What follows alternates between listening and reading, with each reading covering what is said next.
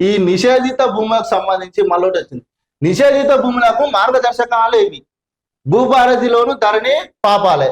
భూభారతి వచ్చిన తర్వాత కూడా ఈ వాస్తవానికి చెప్పాలంటే భూముల వల్ల చాలా మట్టుకు ఎంతో మంది రైతులు అయితే మస్తు ఇబ్బంది పడుతున్నారు. ఈ అటు బీఆర్ఎస్ ఉన్నప్పుడు అదే పరిస్థితి ఉంది, ఇటు కాంగ్రెస్ వచ్చినాక అదే పరిస్థితి ఉంది. అటు వాళ్ళేమో ధరణి, ఇటేమో వీళ్ళు భూభారతి. సమస్యలు మాత్రం ఆనే ఉంటాయి, పేర్లు మారుతున్నాయి. కానీ ఇగో కార్యాలయంలో అందుబాటులో లేని ఖాసరా రికార్డులు, దస్తావేజులు పరిశీలన లేకుండానే నమోదు. పిఓబి భూ సమస్యలపై సీఎం మంత్రికి రిపోర్టు, రివ్యూ చేయకపోతే నష్టపోతామంటున్న నిపుణులు. చెప్పుర్రిగా మరి ఏంది గిన్ని రోజులు అవుతుంది దీని మీద? తొందరగా పని ఏందో చేసి రైతులకు ఇబ్బంది కాకుండా చేస్తే అయిపోతుంది కదా సీఎం గారు. కాంగ్రెస్ ప్రభుత్వం ప్రతిష్టాత్మకంగా తీసుకొచ్చిన భూభారతిలోను ధరణి పాపాలే కనిపిస్తున్నాయి.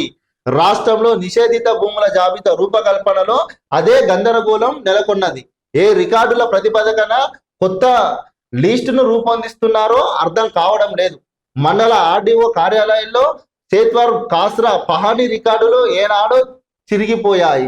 సమాచార హక్కు చట్టం కింద ఎవరైనా అడిగితే తమ కార్యాలయంలో అందుబాటులో లేవంటూ లిఖిత పూర్వకంగా రాసి ఇస్తున్నారు. ఇది మాత్రం వాస్తవం.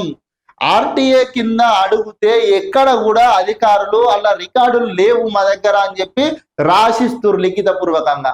మరి ఎటు అయినట్టు, ఆధారాలు ఏమైనట్టు, ఏడ గుగ్గిపాలైనట్టు, మరి ఏ దొంగలు తీసుకొని మరి ఏం చేసినట్టు? ఎన్నో ఆది రికార్డుల మెన్షన్ అయిందంటే ఎన్నో సంవత్సరాల నుంచి అయినా సరే, పెన్నులు అయితే ఎప్పటి నుంచో వచ్చినాయి, ఆన్లైన్ అయితే మొన్న వచ్చింది, పెన్ను పేపర్ ఎప్పటి నుంచో ఉంది కదా, మరి రికార్డులు ఎట్లా మాయమైనాయి?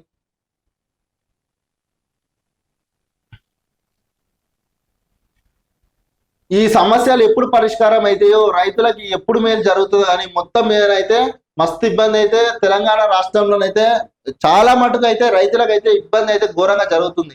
మరి ఏం చేస్తారో ఏందో కానీ ఇగో ఏపీలో 15 రోజుల్లోనే పరిష్కారం. ఆంధ్రప్రదేశ్ రాష్ట్ర ప్రభుత్వం 22A జాబితా సమస్య పరిష్కారం కోసం కొత్త విధానం అమలు చేస్తున్నది.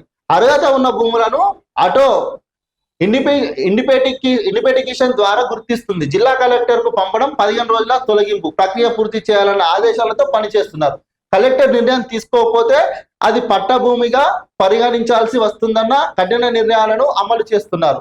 ఇప్పటికే ఈనం భూములు, ఇళ్ల పట్టాలు, మాజీ సైనికుల భూములు, సమరయోధుల భూములను నిషేధిత జాబితా నుంచి తొలగించే ప్రక్రియ చేపట్టారు. తద్వారా 7.85 లక్షల ఎకరాల రిజిస్ట్రేషన్ కు అనుమతి జారీ చేశారు. 13.59 లక్షల ఎకరాలను గుర్తించారు. అందులో ఇక మిగిలింది 5.74 లక్షల ఎకరాలు మాత్రమే ఉన్నాయి. దీంతో భూముల విక్రయానికి పూర్తి స్వేచ్ఛ లభించింది. రిజిస్ట్రేషన్ క్లియర్ చేశారు. ఇగో చూడురి, ఏపీలో 15 రోజులలోనే ఆల్రెడీ గట్టి కలెక్టర్లకు ఆదేశాలు ఇచ్చిరట, తొందర పనులు ఎత్తురట, గుర్తిస్తురట, భూములకు ఏ సమస్య లేకుండా. మరి తెలంగాణ రాష్ట్రంలో పెండింగ్ లో ఎందుకు పెడుతురు? గత ప్రభుత్వం అదే పద్ధతి జరిగింది, మరి ఈ ప్రభుత్వం కూడా అదే. సరే, గత ప్రభుత్వం ధరణి ద్వారా ఇబ్బంది జరిగింది అంటారు కదా, మీరు భూభారతి తీసుకొచ్చారు. మీ భూభారతి ద్వారా మరి కలెక్టర్లతో సమీక్షలు నిర్వహించి అది ఏం చేస్తే బాగుపడుతుంది, మరి ఎట్లయితే ప్రాబ్లమ్స్ సాల్వ్ అయితే అని తొందరగా రైతులకు మేలు జరిగే పనిని జర సర్కారు ఎంత తొందరగా అయితే అంత తొందరగా రైతులకైతే మేలు జరుగుతుంది.